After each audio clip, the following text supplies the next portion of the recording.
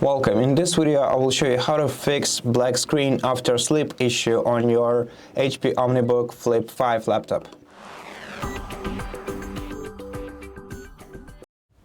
So if your device just woke up but your screen is still black, then you're gonna have to reset graphics driver, which is actually pretty easy. All you have to do is press Windows Ctrl Shift and B buttons simultaneously.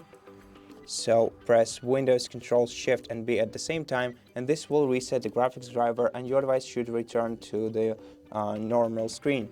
However, if it doesn't help you, then we can force restart this laptop. In order to do so, you just have to hold down the power button for about 15 seconds until the LED indicator in the top right corner of the power button shuts down.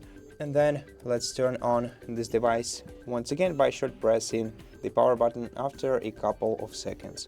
And so that's it. After that, your laptop will be restarted and everything will return back to normal. Thank you for watching this video. If you liked it, please consider subscribing to our channel, leave us a like and a comment below, and I'll see you in the next one.